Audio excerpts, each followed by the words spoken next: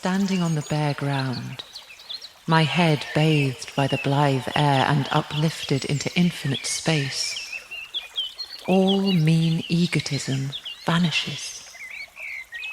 I become a transparent eyeball. I am nothing. I see all. In the wilderness, I find something more dear and connate than in streets or villages. In the tranquil landscape, and especially in the distant line of the horizon, man beholds somewhat as beautiful as his own nature. I thought for a change we would open up this episode of Your Brain on Climate with a little bit of Ralph Waldo Emerson, who was always banging on about nature and its healing powers and what it could do for us. And I have come outside to my garden.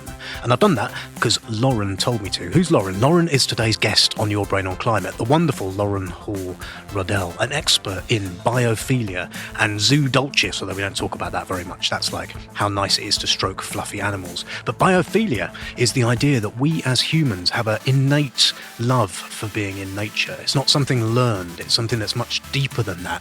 We evolved to be in it, and we know when we're in it that it can make us happy, and it can give us creative thoughts and put our mind at rest and generally make things better because of who we are and how we evolved. That's Lauren's thesis. She's written about it, and in this episode of Your Brain on Climate, she talks about it.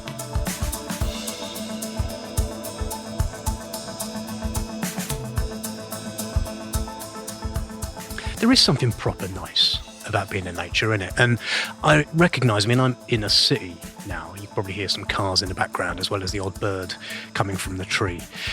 I recognise it's a privilege, but it shouldn't ought to be, should it? One of the things we talk about in this episode is whether or not nature should be a right, or accessing nature should be a right. Because if it is true that it has some kind of deep, re-energising power, then it seems to be one of them things that we should all get a chance to be in, not just posh people with loads of land, or in Lauren's case, people who live in incredible natural beauty. So Lauren joined me from Colorado in the States, where, there is a lot of nature. She deliberately chose to be there. Not everybody can have that. Sounds amazing. Shouldn't we all have a go at being in nature? Shouldn't we all have a go at... Oh, there's a helicopter. Well, that sort of proves my point, doesn't it?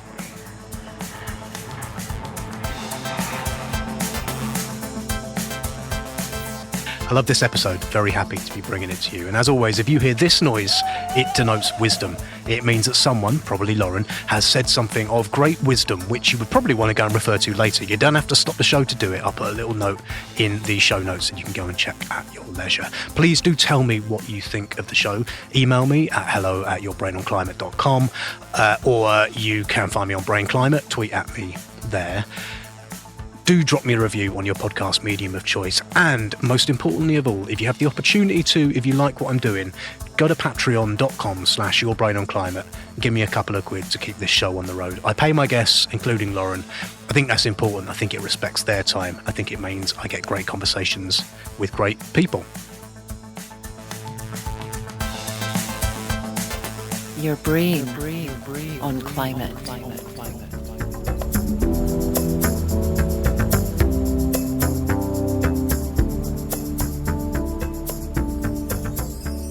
Have you always lived in the middle of the countryside, or is it something you've done later on in your life? It is something that I did later on. I grew up in Southern California in the San Diego suburbs, and by all rights, I guess I should have been a surfer, but I was always drawn to the mountains and to wilderness from the time I was a little kid. So I had a tendency towards what one might think of as biophilia. Probably from the time I was, if I can remember, probably 7 or 8. And I spent a lot of that time at the San Diego Zoo because my whole family worked there. So it was really easy for my mother to get me out of the house and into an environment that I could really thrive in. And I would just go to work with my dad. I'd be there at the zoo before it opened and long after it closed. And that's kind of how I spent my summers. Then eventually I was in an Explorer Post troop. It was a co-ed troop. And we would do a week in the Sierras or a week at the Grand Canyon, or a week, somewhere else, and just backpacking. And I would say I was a hardcore wilderness advocate, an outdoors person from the time I was probably, 15 on. It was very formative. So even though I lived in a suburb, I spent all my waking moments either on horseback or in the wilderness. At that time in Southern California, you could live in the suburbs and still have horses. That is no longer true. So those were the good old days, Dave. They really were. Yeah, you can't have horses in South London where I am either. Do you think that when you were a teenager spending time in the wilderness, looking back on it now, has that made you part of the person you were today? What's it given you? Well, it's given me a strong sense of not just resiliency, but a feeling of being able to conquer almost anything. Because a lot of those times I was solitary. I wasn't in organized activities in a controlled setting. I tended to ride for hours alone to a friend's house that may be in 4-H. And for UK listeners, 4-H is an agricultural club for youth. And I might ride 2 or 3 hours without a cell phone, because back in the day. Oh, wow. And then when I got to my destination, I would call my parents and say, I made it. And then I'd ride 2 or 3 hours back alone with no cell phone. And I did that for so many years that eventually, being alone in wilderness, and I've done some solo trips, it just felt natural. And I felt competent and capable. And I have a feeling those formative years doing that made a lasting impression on how I view the world and how I view myself in it, what I feel capable of doing. And maybe when I need to rely upon others for assistance, I'm not really good at that, but I'm getting better. So you're getting at something there, which is what we're talking today, and you mentioned it, this idea of biophilia. So one of your hypotheses in your book, Renaturing, which I've read, and it's extremely good, and one of your hypotheses is that humans need, psychologically, mentally, developmentally, we need to spend time in nature. And it sounds like you're drawing on a large part of your own experience for that. But tell me a bit about how you ended up writing this book and what the core of your idea is. It's kind of a long journey and a long story, but when I step back away from my own childhood experiences and I want to look at something through a more theoretical perspective, not so much, what has been my experience, but what do humans in general think about nature, and how can we thrive, and how can we be at our best self, especially in times where climate change, population concerns, our mental health is just getting really troublesome for society. I thought, well, how do I understand this in a larger sense? And so my journey began actually with studying attention restoration theory. That was suggested by a professor. And he suggested that, given my background with animals, so I've been a falconer and a horse trainer and a dog trainer and a zookeeper, he suggested that maybe I look at attention restoration theory through the lens of what happens to the brain in various ways, we presume beneficial, when one interacts with animals, either domestic or wild. And that became the thrust of my PhD work. And in the course of pursuing that, I really drilled down on the brain itself and what sort of mechanisms are chemical, neurological, the nuts and bolts of what's happening, rather than how people feel about what's happening. And sometimes they're the same, and sometimes they're not. And I just found that so fascinating. I almost couldn't help myself. I almost became addicted to studying neuroanatomy of the brain, a place I never really thought that my research would go. But it was just extraordinary. And I'm still fascinated by it to this day. And so what is attention restoration theory? I guess the theory of how you restore your attention? Attention restoration theory holds that there's processes in the brain that can be exhausted, just like lifting a weight over time. If you're doing bicep curls, eventually that muscle exhausts. And even though you might want to continue, at some point you really simply cannot. That arm will not lift until it rests. Attention restoration theory holds that attention, executive attention, voluntary attention, those are words that mean we are deliberately training our attention onto a task. It's not something that's automatic. It's something we're forcing ourselves to do because we have to, because we're driving in heavy traffic or studying for a midterm exam or taking the, SAT or something exhausting. And at some point you just sort of crap out. And no matter how badly you want to keep going, you just can't, because that muscle, that brain muscle, is exhausted and empty. Which I think we all recognize, right? Like I recognize that in myself, particularly we're speaking in my time it's a Friday at the end of the week, and I'm feeling pretty attention knackered out, to be honest. I can understand that. I feel that way too, and pretty much everybody does. Some people have more capacity for focused attention than others. Mine's pretty short, frankly, which is probably why I'm drawn to restoring in natural environments and in a natural space that's pleasant and that presents certain things like capacity for soft fascination. So that babbling brooks and singing birds and playing goats and whispering trees. That's a safe environment that allows soft fascination to shut down totally the part of your brain that's already fried and ready to be shut down. But it starts up something else called the default mode network. And when one is in that network, you are then in the presence of something that's soft fascination, and you can relax, you can rest, digest, restore, you can think outside the box, you can problem solve with more creativity. And I can tell from kind of both personal research and just personal experience that when I'm feeling the way you're feeling today, Dave, at the end of the day on a Friday, that if I step away from my duties in my home office and I step outside and I start walking in nature on a nice day, it takes me about 12 minutes. And suddenly I'll have insights that I thought, I can't help but think, why didn't I see this before? Because I literally couldn't. Yeah. So that's that. So attention restoration theory says spend time in nature. And if you feel fried, you're really fried and you're really stuck, then take a break.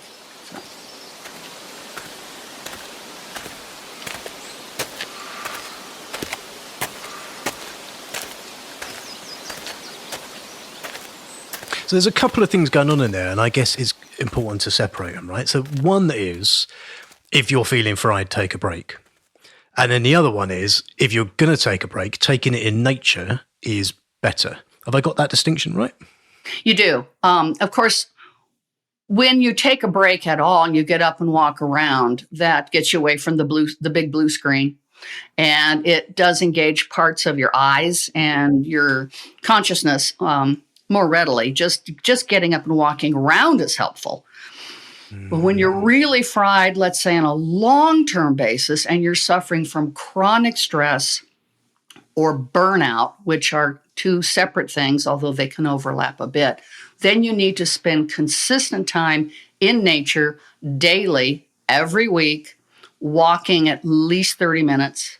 5 days a week is the general rule of thumb, in order to maintain a certain kind of chemical balance in your brain that allows you to be at your best, at your smartest, and at your most sane, really, so that your mood is not impaired by what's going on in the way of the chronic stress or the chronic demands upon your attention. Because so I'm going to get in a minute to why nature is so great in particular, but I definitely recognize, and I'm feeling it at the moment, but I recognize in general that sort of overstimulation, that feeling of having so many things to look at and listen to. And I'm here right now talking to you, and there's a train going past. There's a train at the end of my garden, and I'm looking at train, and there's so many things to look at, and news and things to click and phones to mess about with. And that feeling of like when I'm in the middle of a nice forest somewhere, most of that can't get me. And I know that feeling. So there's definitely a lot to be said, I reckon, for going somewhere without that stimulus, right? True. And what you're sort of focusing on with those various distractions, those are all things that are composed of hard fascination, which is not the same thing as the kind of fascination that we experience that's restorative. So those things like the train going by are unnatural things that are a little bit alarming. You know that you know cognitively that the train's not going to hit you, but the sound of a train is not something we've evolved with. It's, the sound of horns honking and sirens and helicopters. Those things all grab our attention in an important but continually draining way. So you can acknowledge all these things, and there's a complexity that is draining. It's very draining. But the complexity of soft nature, pleasant landscapes, there's even more complexity, but of a different kind that we evolved with to recognize as a place where you can rest and digest. There's no emergency. There's no need for a fight or flight response to something happening. And so attention restoration says that's why this is very different, that an urban environment does things to you, but a natural environment that's safe and attractive does things for you.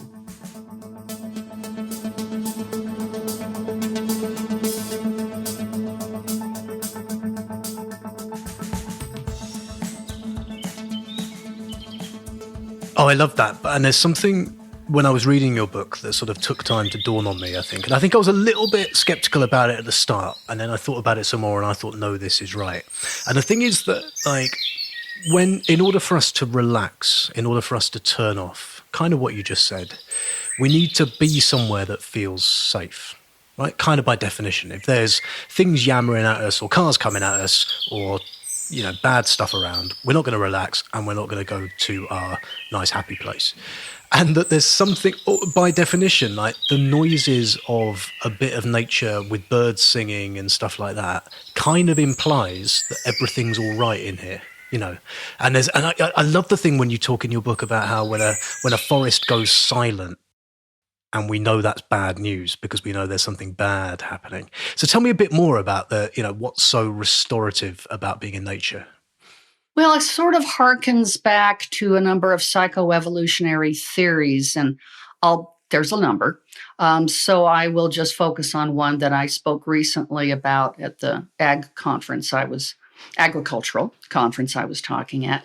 And one of the things that is most restorative to farm visitors is if they can go and see a pasture where it has just the right number of features like trees spaced just at a certain distance, and all the animals, so let's say cattle, it might be sheep or horses or whatever, they're all relaxing, chewing a cud, they're all aligned more or less northward, and they're just at ease.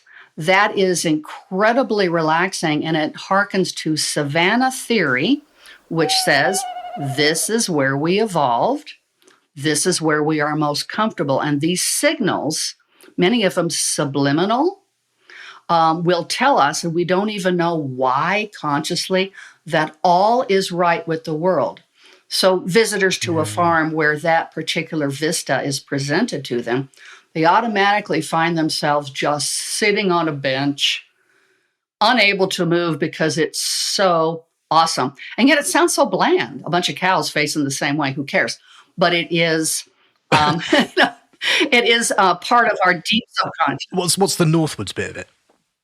I'm not really sure. I think it's more of an animal-related thing. There has been research that show that herbivores that are happy, and I presume this is in the northern hemisphere, when herbivores are happy and content and safe, and they're at leisure, They just, for reasons I'm not sure of, and I'm not sure that anybody knows this, but they have observed consistently that animals at rest tend to just lay down or stand facing north. They're just happier that way. I don't know why, but I wish I did. It's an interesting question.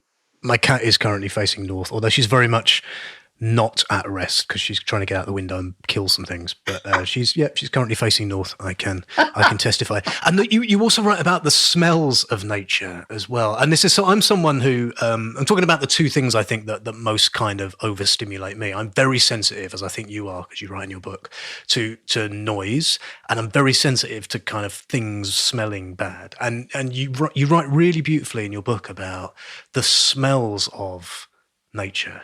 And tell me more about that and why that acts to restore, but certainly you. Smell is kind of a personal subject, and a lot of people don't like to talk about it, but I don't mind. For me, I you wrote a book about it, so I'll talk about it. What the heck? So I like smelly things, things that a lot of other people don't care for because of the associations, but they are natural smells. As I mentioned in the book, dog poop on a sidewalk. No, that really plugs me in. It sort of elicits a sense of everything is not right with the world. People are messy. Okay. And, Good. Yeah. Good. Just checking you weren't going to come out as a dog poo fetishist. No, all right. No, fine. No. I mean, I'm just, yeah. And things are better now. But in Southern California, in those hot baking afternoons, there was a cultural norm for many years when I was growing up that you don't pick up after your dog. You just don't. That's bourgeois. You just don't do it. Well, now everything has changed. But I do have a negative association. So that particular smell, even though it's an animal smell, that particular one plugs me in with a negative association. But other animal smells don't bother me at all. I rather like them. Like goat poo? Goat poo. Actually, you're a fan of goat poo. Goat poo really doesn't smell very strong, despite what people might think. I bet it does. I bet it does to most people, just not to you. I bet you're. We should clarify here for the listener that Lauren keeps goats. Yes, I've probably gotten used to it. But cat odor bothers me. So I have 2 cats, 2 indoor cats, and I keep the house absolutely odor-free. Maybe it's that herbivore smell reminds me of zookeeping and reminds me of horses and other pleasant herbivores, but carnivore poo, And I realize that it takes me down a notch. It disturbs me quite deeply. I become annoyed. I become angry when I smell those odors. And so it's having a profound effect on my brain, on my mood, on my ability to function and focus. So that's why I really focus on trying to get rid of those carnivore smells. Other people might find those same natural odors restorative and pleasant. There's not a lot of theory about that. There is some that says we tend to have a disgust and aversion response to certain bodily odors or natural processes that are decadent, as in decay and disease and those kinds of things that might eventually make us sick. And so we do tend to have a somewhat standardized response to those. But other than those standard responses, our preferences for odors can be all over the map. Now, I like to tell people if they're stuck indoors in Colorado and they have cabin fever, they really need to pay attention to bringing herbs into their smellscape. They need to, I prefer basil and rosemary, rosemary for memory and basil for just general good mood. But other people might have other preferences, but it goes right straight to certain parts of the brain that we don't tend to pay a lot of attention to now scientifically. But there is an emergent school of thought that has kind of started in Europe, but we Americans are catching on here belatedly as to how important smells are, natural ones, to overall good health and mental stability.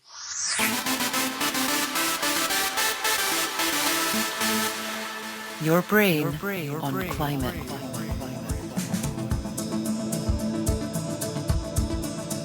I'm interested in how we define nature for the purposes of this? So what I'm hearing is get out into nature.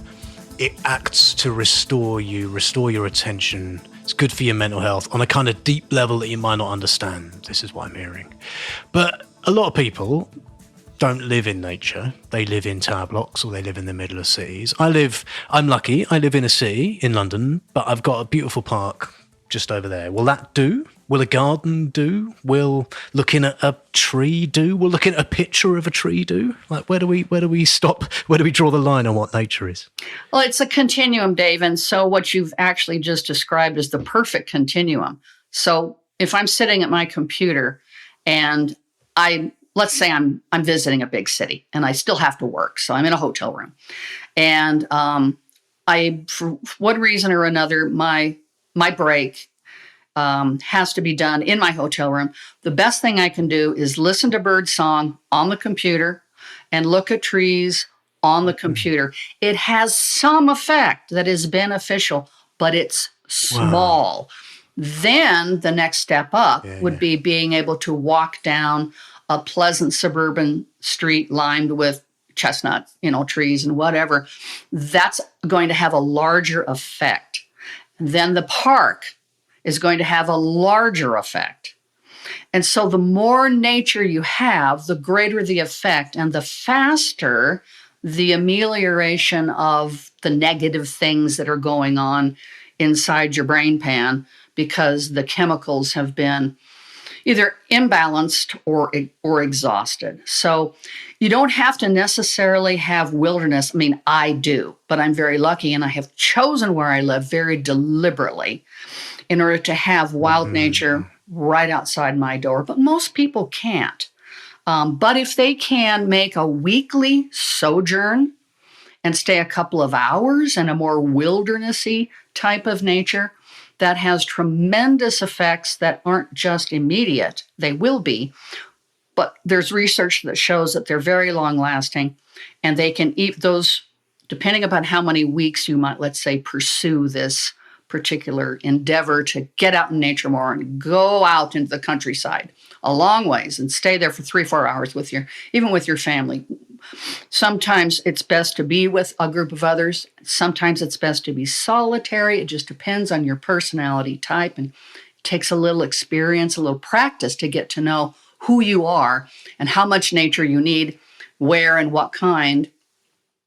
But for people that don't have it close by, if they can get out like on the weekends and spend several hours, then there are residual effects that are beneficial, that can be protective against mood disorders. It helps with depression and anxiety, but it can also help with long-term cognitive processes so that you're going to be less at risk eventually for even Alzheimer's and mild cognitive impairment, which I think is a pretty powerful motivation to take that trip and get out into the countryside. Yeah, it makes me think about, firstly, the importance of urban nature as well. Like, there's so many, again, London's a pretty green city where I live. So even in the sort of most urban areas, you might see some trees around the place, but it points to the importance of that. It points to the importance of having plants in your house, if you can. If there's something, if there's something that you can draw just from looking at a pot plant like I'm doing now, it points to that. And it makes me think, I know this is something people do talk about, but it makes me think almost at the level of kind of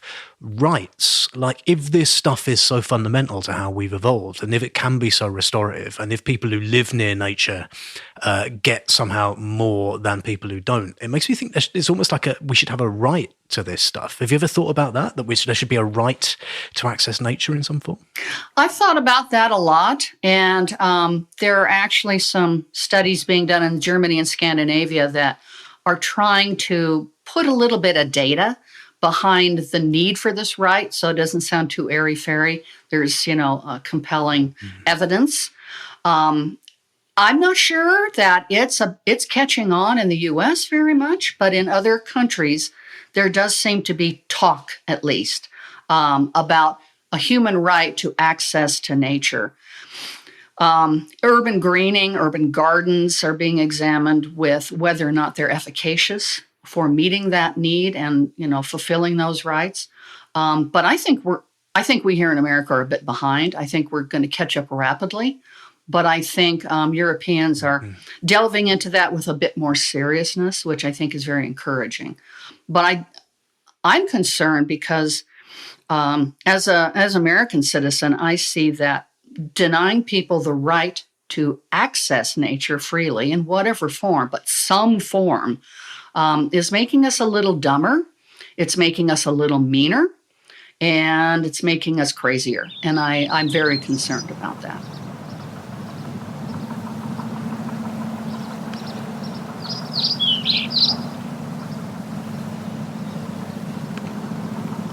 Talk to me a bit about the chemicals. You mentioned a few times, that being in nature changes your chemical balance. So what are the main chemicals at work? I love hearing about these. Are we talking serotonin and dopamine, and what else is going on?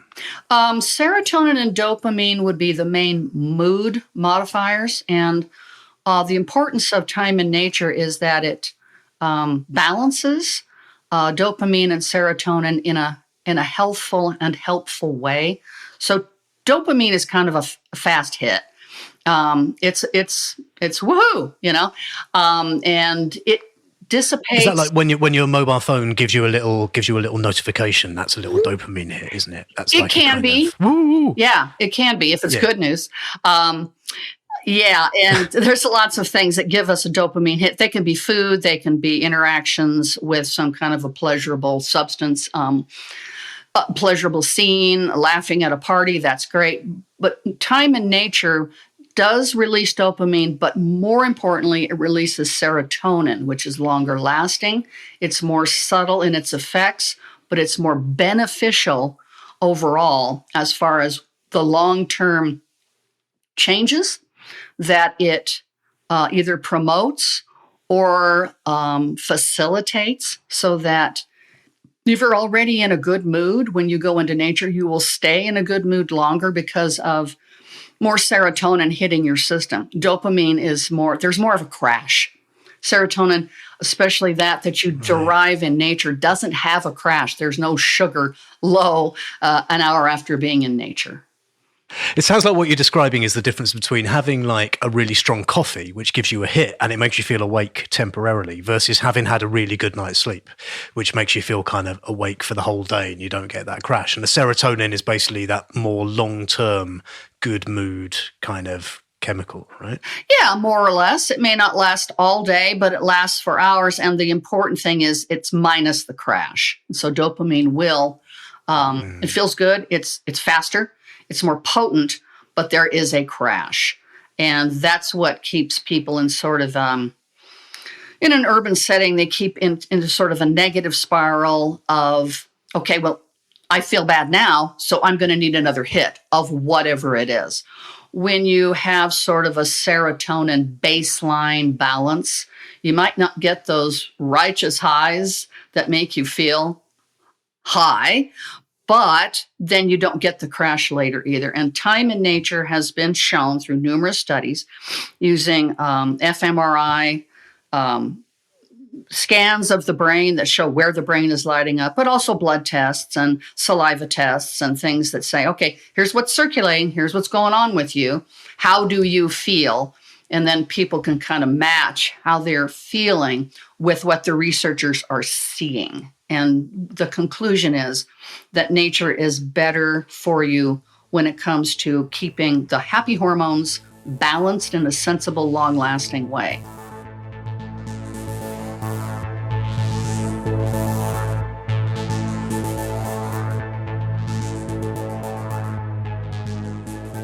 Okay, so last question, Lauren. Thank you so much for coming on here.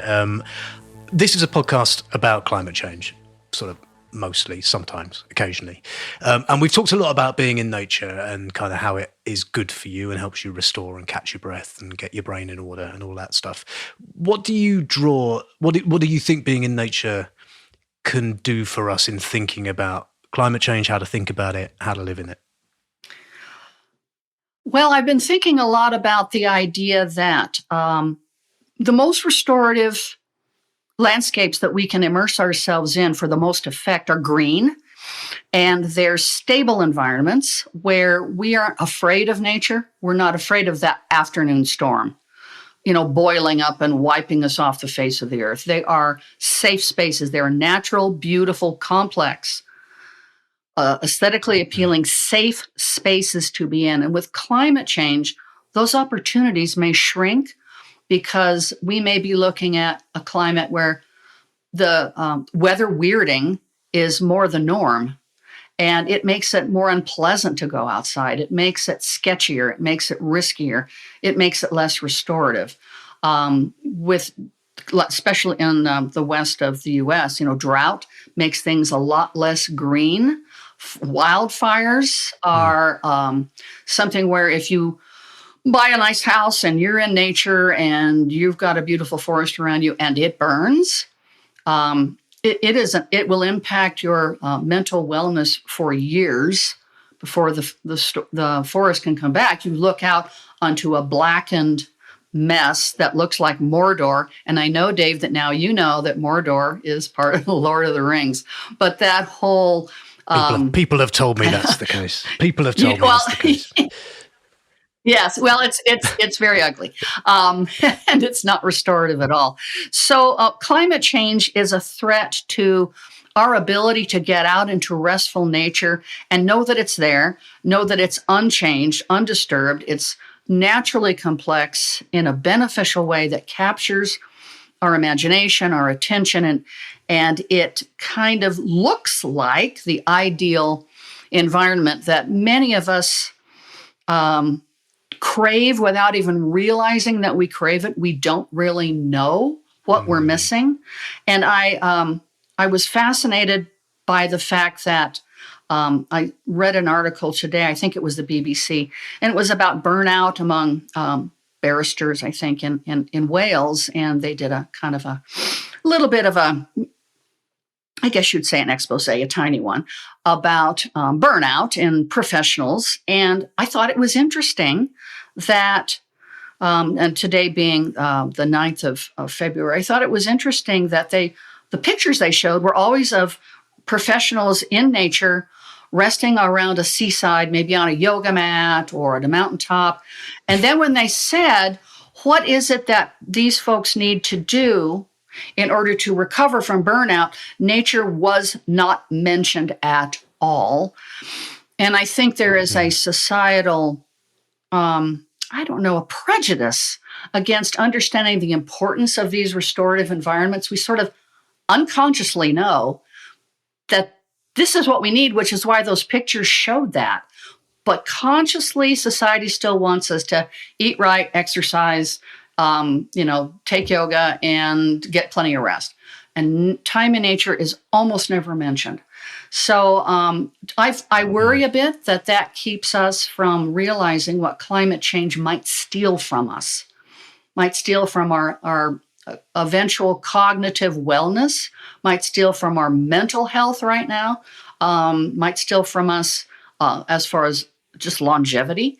As long as society continues to focus on other very important things, but leaves nature out of the conversation, I'm concerned that that's going to keep people from realizing that climate change isn't just about disasters. It has a much greater impact on all people, including me here in the Rockies. I mean, I can see it because we're living in a drought. And there's a lot of talk about that. And I feel sometimes guilty for even turning on the garden hose and watering my lawn because you're not supposed to do that. And yet lawns with trees are very restorative. And so I feel conflicted. And a bit of my restorative experience is hampered, is tarnished by the cognitive dissonance I feel that, okay, I'm staring at this beautiful lawn in a dry place. It shouldn't be this dry. Colorado has never been this dry, but it's going to get drier. So that's my concern, is that we're underestimating the effects of climate change on our ability to be in nature, a nature that we can appreciate, admire, and relax into. And if we can't relax into it, it's not going to do us any good.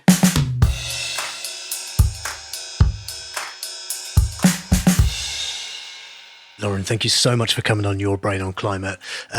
Tell people how they can find out more about you and your writing and your stuff. Oh, well, thank you, Dave. It's been such a pleasure to be here and to talk with you. I've really been looking forward to this. It's been delightful. And people can find my work. I have two.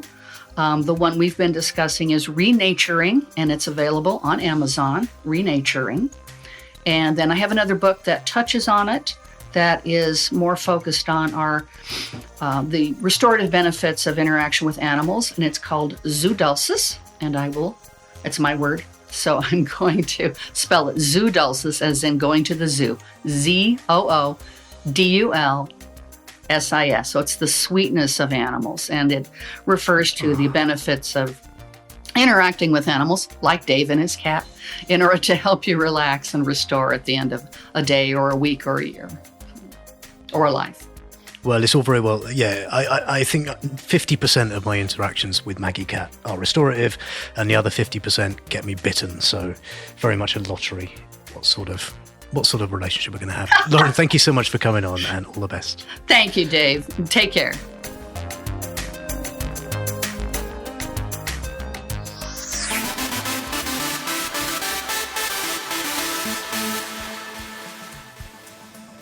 Right, brilliant. Thank you, Lauren. Thank you so much for coming on Your Brain on Climate, and thank you for listening. You can drop me an email, hello@yourbrainandclimate.com.